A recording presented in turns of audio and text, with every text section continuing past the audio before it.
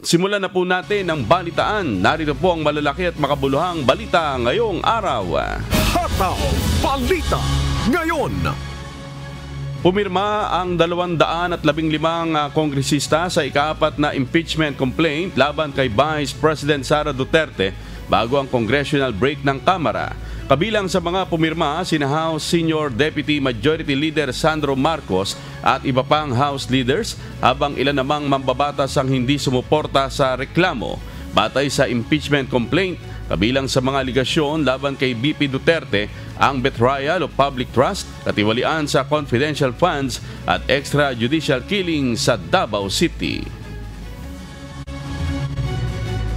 Matatag itong complaint na ito dahil 250 members mismo ang pumirma sa impeachment complaint na ito. At hindi pipirma yung mga yon kung hindi sila kumpiyansa na lulusot ito at mabigat ang ebidensya kapag nilitis ito sa isang impeachment trial by the Senate.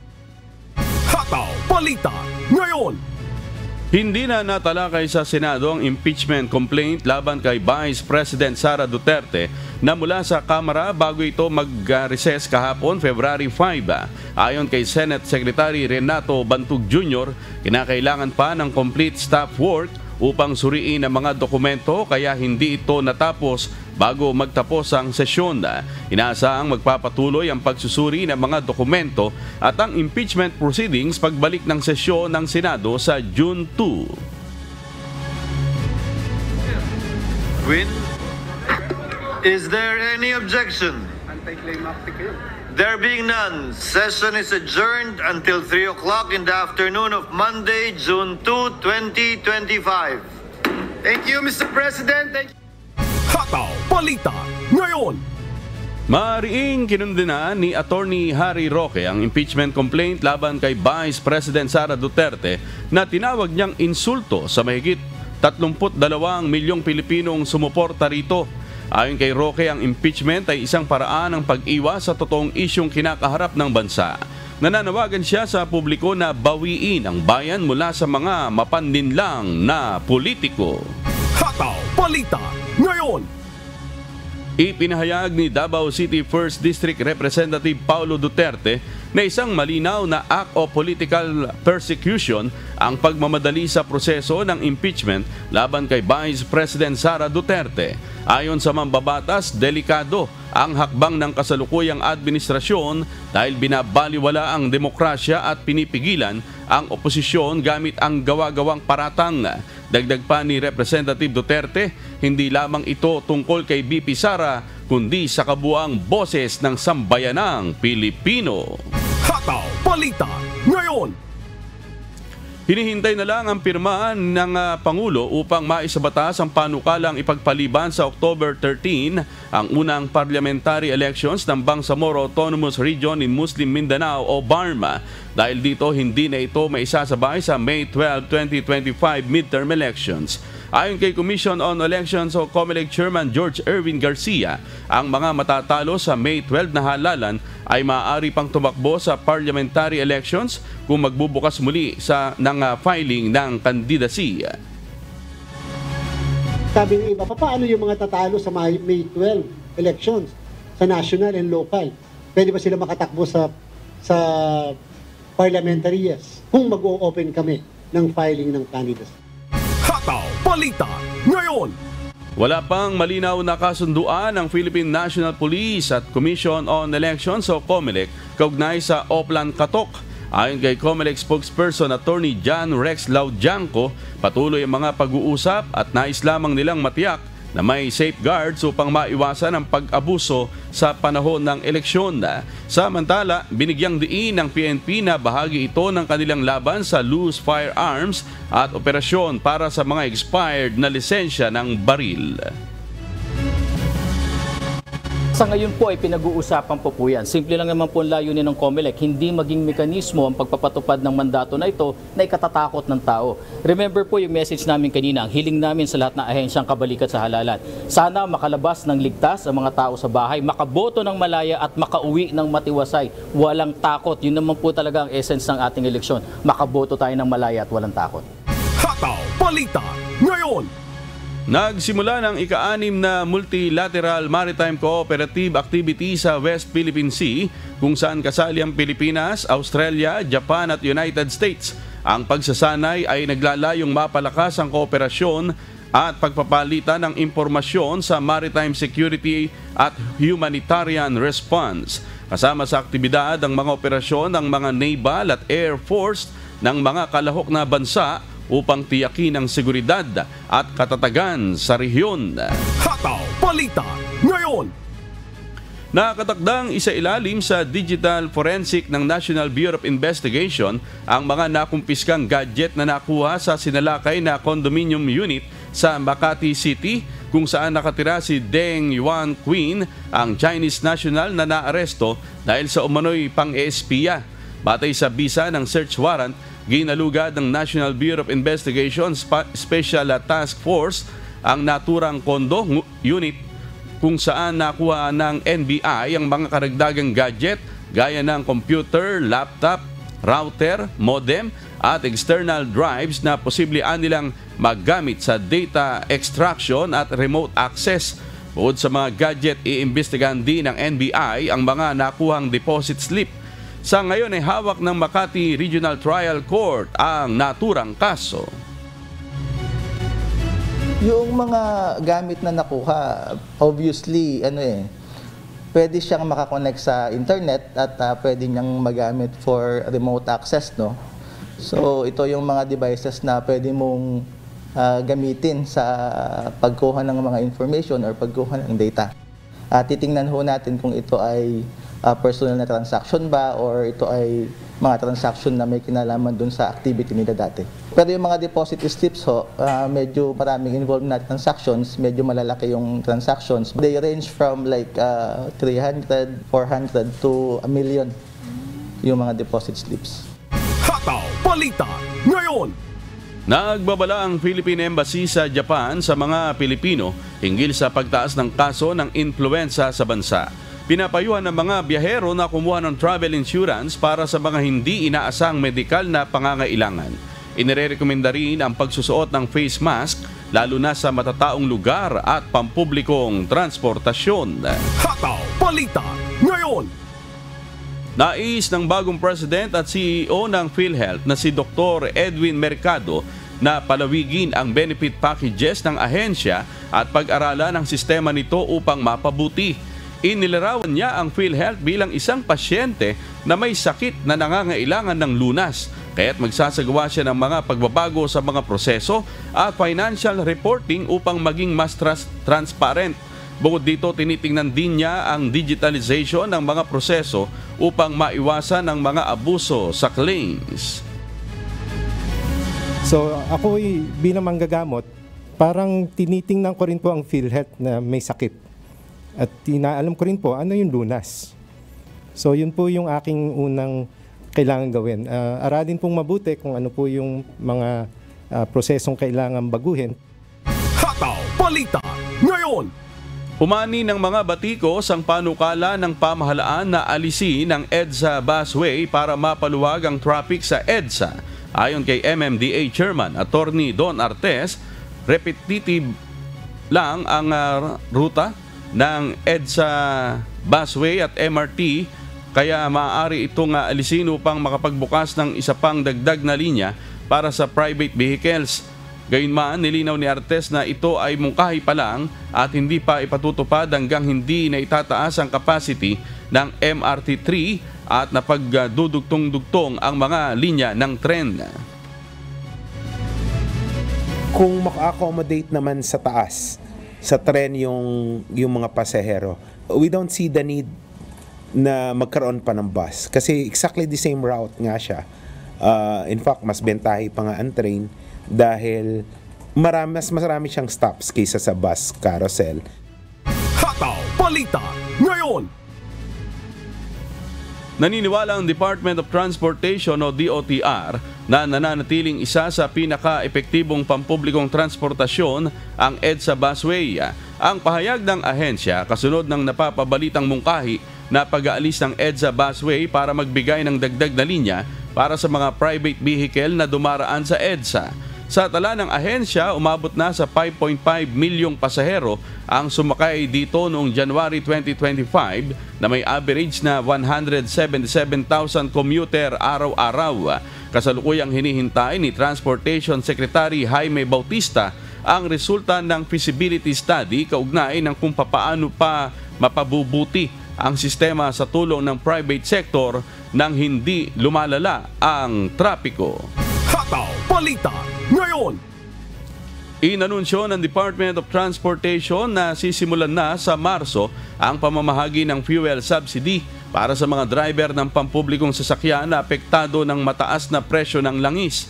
Ayon kay Transport Undersecretary Jesus Ferdinand Ortega, may joint memorandum na ang iba't ibang ahensya upang maisakatuparan ang programa. Ang LTFRB ang mamamahala sa subsidy para sa mga jeepney driver habang ang DILG naman ang tutulong sa mga tricycle driver.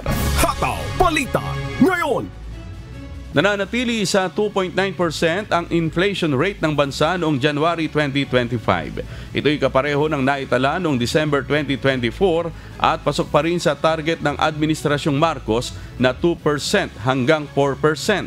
Ayon sa Philippine Statistics Authority, ang pagtaas ng presyo ng ilang bilihin tulad ng kamatis, baboy at manok ay dahil sa epekto ng mga nagdaang bagyo at African swine fever ang naging pangunahing contributor ng overall inflation sa buwan ng Enero.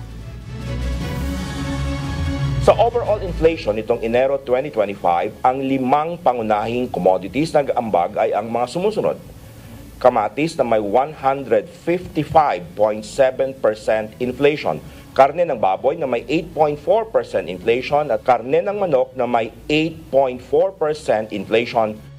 Hataw Balita ngayon.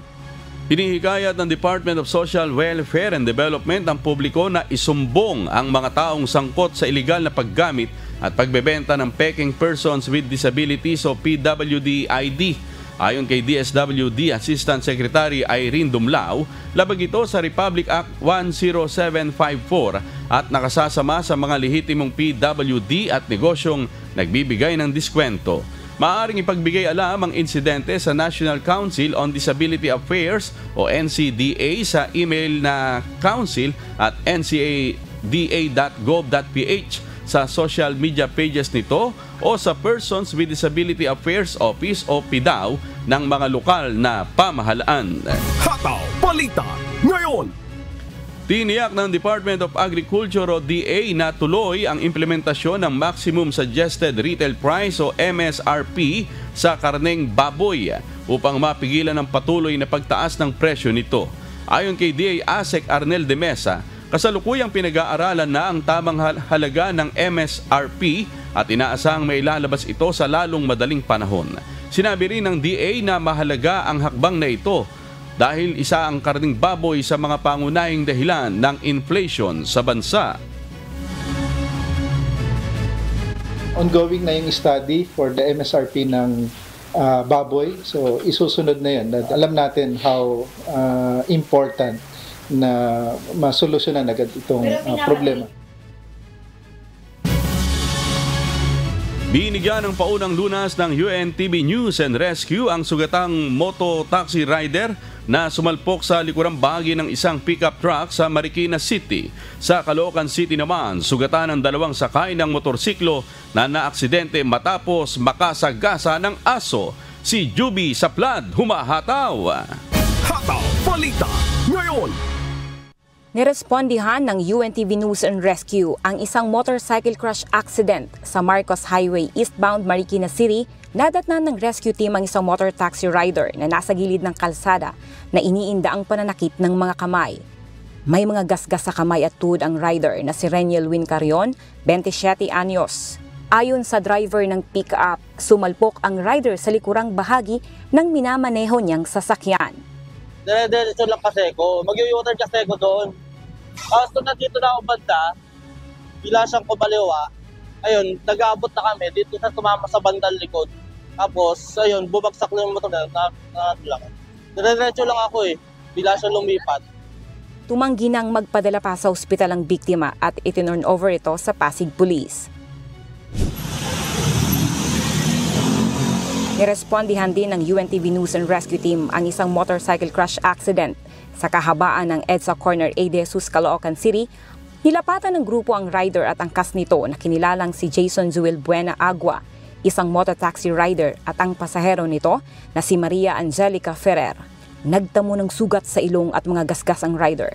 Samantalang mga gasgas sa tuhod at pamamaga ng kaliwang hinlalaki naman ang iniinda ng babaeng angkas nito. Ayon sa nakasaksi, sumemplang ang motorsiklo ng mga ito matapos makasagasa ng aso. Nataranta yung aso kasi nagsulputan yung mga motor. Tapos, kaya bumalik yung aso. Nadali nila. Nasagasaan po nila yung aso? Oo. Kasi hindi sila babagsak kung nila nasagasaan yun. Dinala ng grupo ang babae sa Manila Central University Hospital, samantalang ang rider ay tumanggi ng magpadala pa sa ospital. Juvie Saplad, humahataw sa balita ngayon.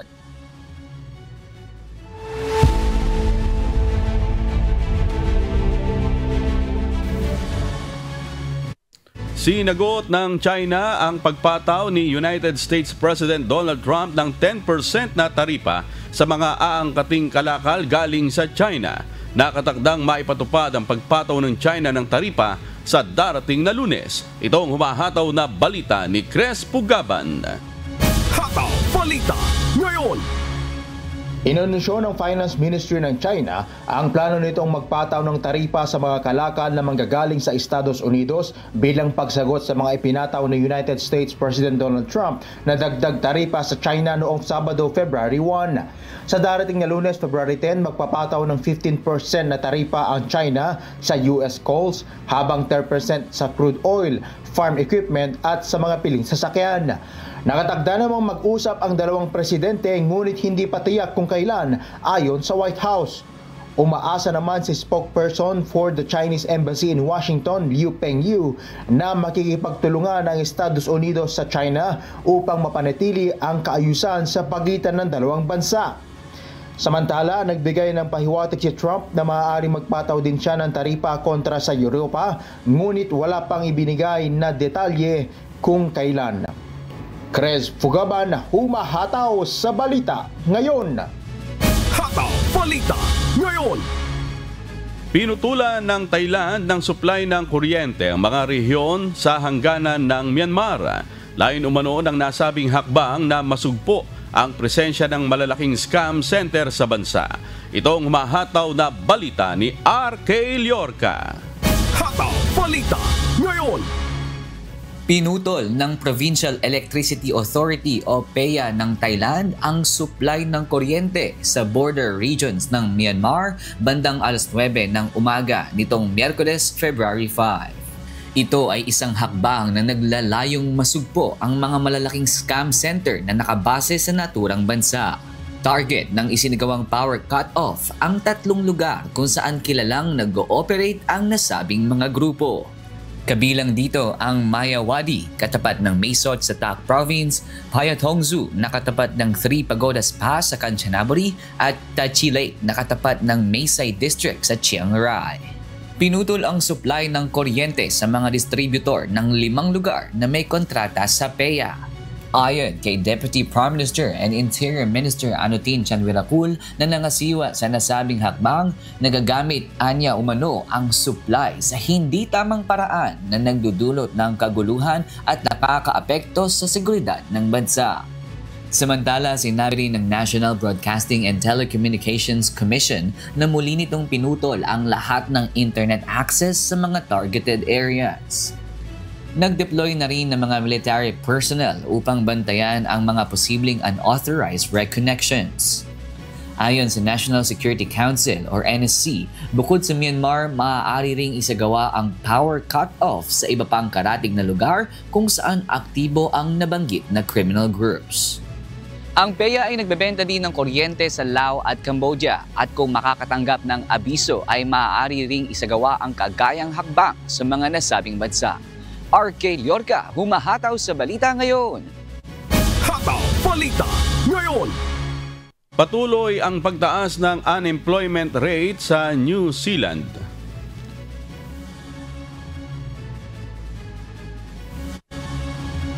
kung saan naitala ang pinakamataas na bilang nito sa huling quarter ng 2024. Ito ang umahataw na balita ni Early Briones. Hataw Balita ngayon! Pumalo na sa 5.1% ang unemployment rate sa New Zealand sa pagtatapos ng taong 2024 batay sa datos na inilabas ng Stats New Zealand. Ito ang pinakamataas na bilang mula taong 2020 kung saan naitala ang 5.2% na unemployment rate sa bansa. Tinatayang 85% ng taunang pagbaba ng trabaho ay kabilang sa grupo ng mga kalalakihang nagtatrabaho bilang technicians, trade workers, machinery operators at drivers. Nagkaroon din ng malaking paglipat mula sa mga full-time na trabaho at naging part-time na lamang. Isinisisi ng ilang political figures ang patuloy na pagtaas ng unemployment rate sa bansa sa ginagawang pag-cutback ng kasalukuyang administrasyon sa frontline services at trabaho sa mga public sectors. Samantalang ang ilan naman ay nagsasabing ito ay dulot ng maling pamamalakad ng nakaraang administrasyon. Sa kabila nito, inaasahang bababa ang unemployment rate sa New Zealand ngayong taon dahil sa nagsisimula ng bumangon ng ekonomiya ng bansa. Early Briones, humahataw sa balita ngayon.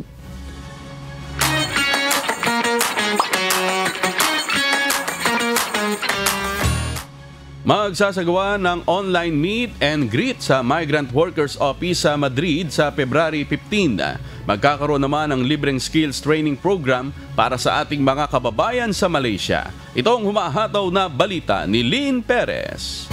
Hataw Balita ngayon! What's up, kabayan? Inanyayahan ng ating mga kababayan sa Portugal sa meet and greet sa Migrant Workers Office sa Madrid. Gaganapin ito sa February 15 alas 2 ng hapon via Zoom. Pag-uusapan dito ang tungkol sa welfare at repatriation assistance, membership sa OWA, verification of labor documents at issuance ng OEC. Para sa Zoom meeting details, bumisita lamang sa official Facebook page ng Philippine Embassy sa Portugal sa facebook.com/PHLinPortugal. Samantala, sarado sa February 17 ng Philippine Embassy sa Canada bilang pagunita ng Canadian holiday na Family Day. Kung may emergencies or urgent concerns, maaaring tumawag sa 613-614-2846. Naglabas naman ng listahan ng mga newly arrived passports ang Philippine Embassy sa Brunei. Maaaring mag-walk-in upang i-claim ang inyong mga passport sa Pasuguan mula Lunes hanggang Biyernes alas 8 ng umaga hanggang alas 5 ng hapon. Huwag kalimutang dalhin ang inyong old passport at resibo sa araw ng release. At para sa listahan ng mga available passport for release, bumisita lamang sa official Facebook page ng Philippine Embassy sa Brunei sa facebook.com/PHNBrunei. Magkakaroon naman ng free skills training program sa Malaysia para sa ating mga kababayang nais magkaroon ng bagong kaalaman. Ilan sa mga ituturo dito ay ang basic barista, basic computer literacy, beauty care and health culture at marami pang iba. Sa mga interesadong mag-register, bumisita lamang sa official Facebook page ng Philippine Embassy sa Malaysia para sa kumpletong schedule at link para sa registration. Lynn Perez, sumahataw sa Balita Ngayon. Hataw Balita Ngayon!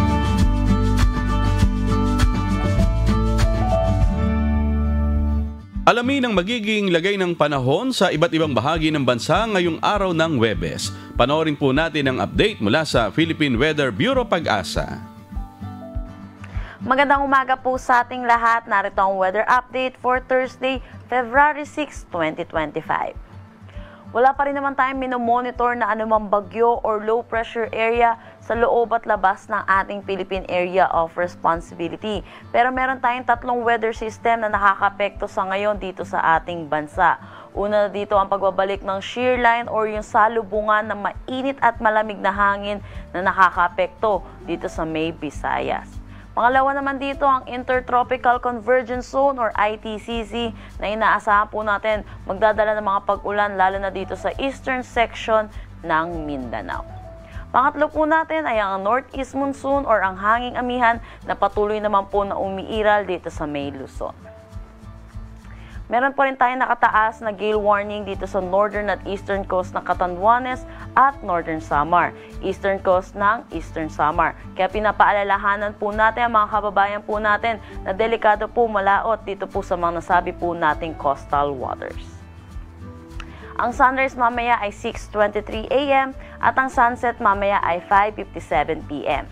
Para sa karagdagang impormasyon, bisitahin ang aming mga social media pages at ang aming website pag-asa.dost.gov.ph. At napanood po natin ang update mula kay Pag-asa Weather Specialist Chanel Dominguez. Tandaan, sa bawat araw na ating nasisilayan, tayo magpasalamat sa Diyos na may lalang. Hataw Balita ngayon.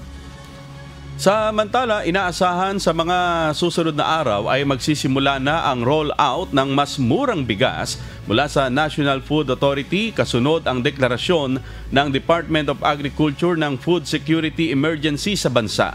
Kaugnay po niyan, makakapanayam natin ngayong umaga si Ginoong Roy Untiveros, Acting Department Manager ng NFA Operations Coordination Department upang magbigay detalye ukol sa nasabing hakbang. Magandang umaga po, Sir Untiveros. Maraming salamat po sa inyong pagpapaunlak sa amin ngayon pong umaga. Kamusta na po kayo, Sir? Amigo Sherwin, magandang umaga rin sa lahat ng nanonood, nakikinig at maraming salamat po sa muling pag-anyaya sa National Food Authority dito sa Hataw Balita ngayon. Ayan. Opo. Sir, kumusta po yung status ng rice stocks ng NFA sa ilalim po ng ipinatutupad na Food Security Emergency for Rice? Hindi po ba kakapusin ng dami nito, sir? Okay.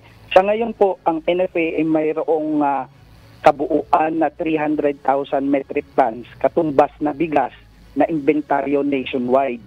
Ito po ay sapat upang tugunan ang pangangailangan ng DA upang makapagbenta ng mas murang bigas na tinatayang aabot naman ng 150,000 metric tons sa loob ng 6 na buwan. Pero ito po naman ay emergency. So layunin po natin na ma-resolve ito as soon as possible.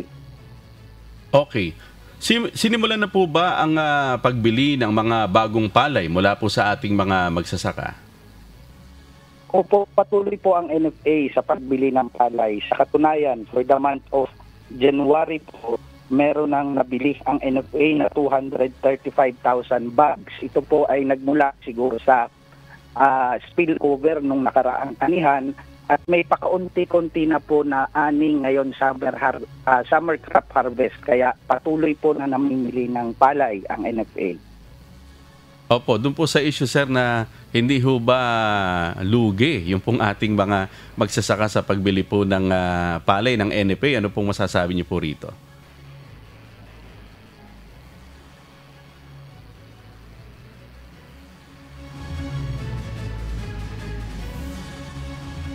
Hello, sir. Hello po. Yes, sir, Sherwin. Yes, sir. Yung tungkol po sa issue na hindi ho ba lugi yung pong ating mga magsasaka sa pagbili po ng palay ng NFA? Hindi naman po. Nagtalaga po ang NFA ng pamantayan sa pagpresyo ng palay. Ito po yung ating pricers program. Sa taon na 2024, nakapamili po tayo average price na 27.34 pesos. Sa ngayon po, namimili ang NFA ng 21 to 23 pesos kada kilo. Ayun.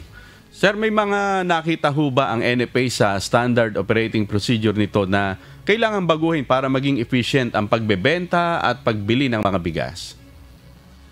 Opo, patuloy po yung pag-implement na, sabi ko na nga, yung pricers upang masiguro na nasa tamang level ang presyohan ng palay para may kita po ang ating mga magsasaka.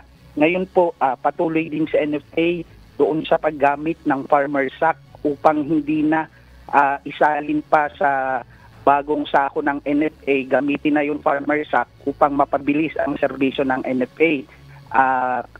Karagdagan dito, nakakatipid din po kami at patuloy po ang ating programa upang matupad na yung masagana agri-food infrastructure modernization program upang makapagtayo tayo ng additional post-harvest facilities at warehouses nationwide. Alright. Sir, baka meron po kayong gusto pang idagdag at ang inyo pong mensahe sa ating pong mga kababayan? Opo, maraming salamat po. Sa mga darating na araw po ay asahan po natin na magsisimula na ang pag-distribute ng mas murang bigas ng NFA. Ito po ay mabibili ng mga LGU sa halagang 33 pesos per kilo at ibebenta naman nila sa ating mga kababayan ng 35 pesos per kilo. So ito po ay patuloy na i-monitor, i-review periodically at sana po sa lalong madaling panahon ay maibalik natin ang maibaba ang presyo ng ating bigas. So dito po makakaasa tayo sa pangunguna ng aming administrator Larry Lacson sa tulong po ng ating DA Secretary Francisco Tiu Laurel Jr. Makakaasa po na patuloy ang serbisyo sa suporta natin sa mga adekaan ng ating Pangulong BBM. Alright, maraming salamat po sa inyong oras sa Sir Roy Untiveros, ang Acting Department Manager ng NFA Operations Coordination Department. Amigo Sherwin, maraming salamat din po at magandang umaga.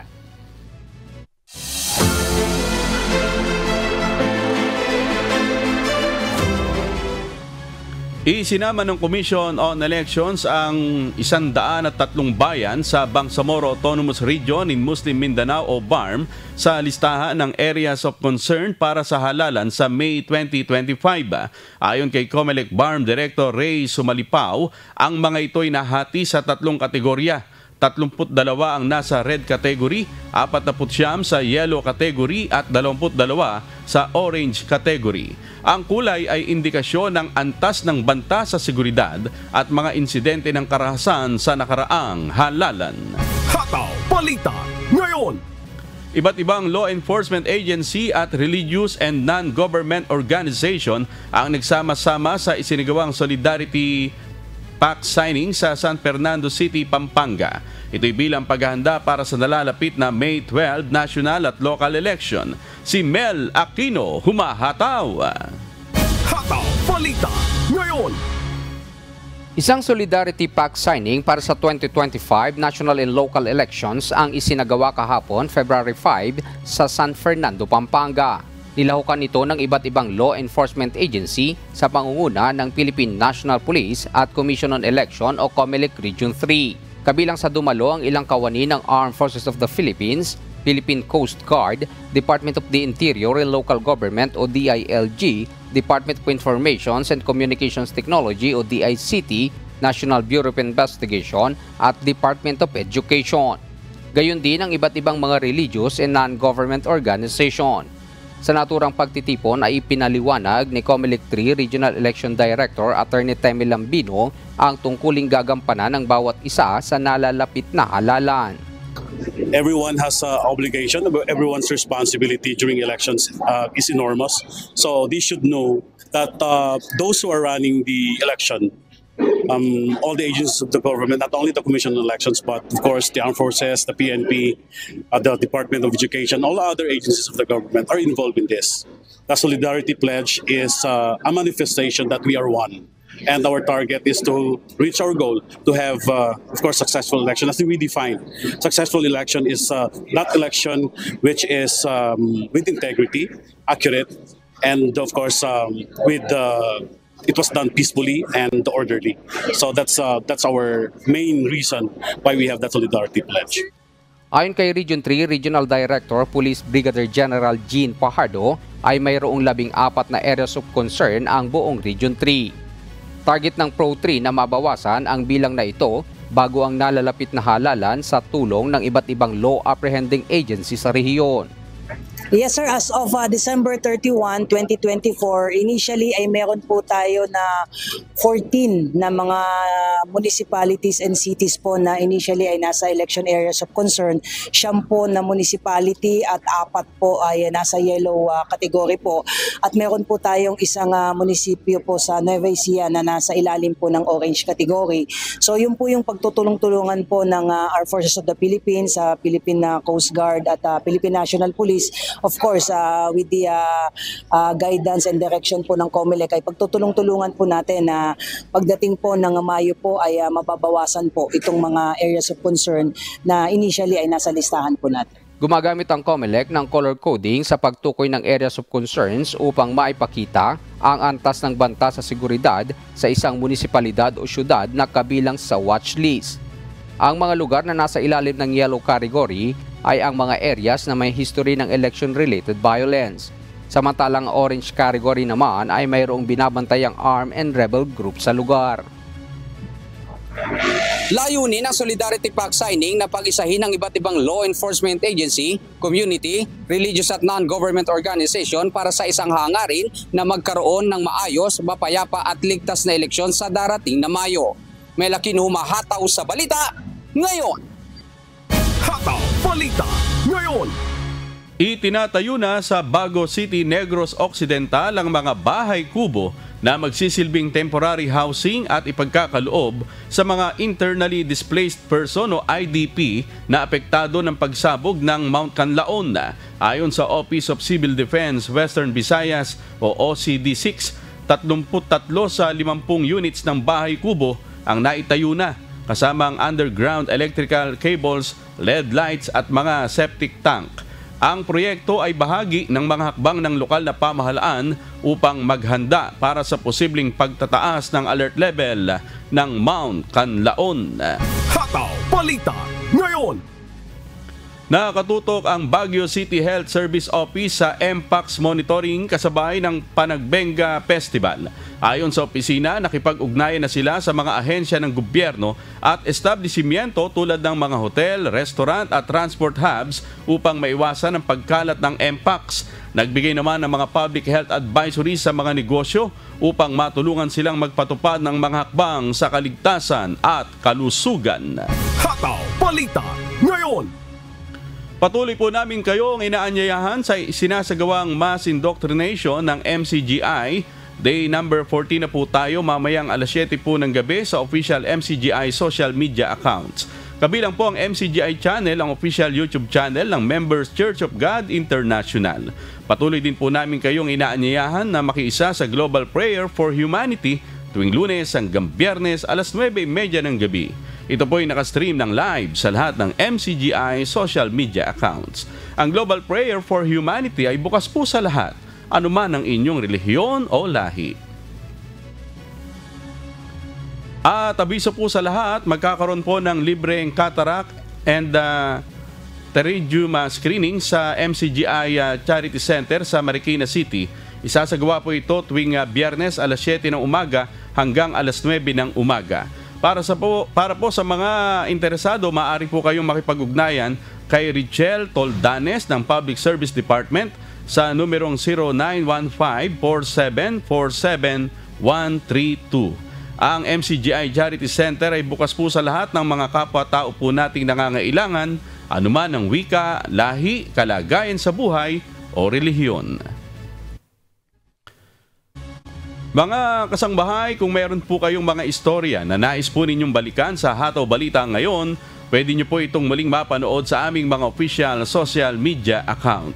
Magtungo lamang po kayo sa UNTV News and Rescue YouTube channel at i-click ang subscribe button. Gayon din sa aming Facebook at TikTok accounts. Mapapanood nyo rin po rito ang iba pang news programs ng UNTV, pati ng iba pang video ng nag-iisang public service channel. Kaya tara na! Subscribe, like, and share. At sa aming ibabahaging mga salita ng Diyos na ating sandigan, mula sa Awit, Kapitulo 33, talatang 11. Ang payo ng Panginoon ay nanganayong matibay magpakailanman, ang mga pag-iisip ng kanyang puso sa lahat ng salit-saling lahi.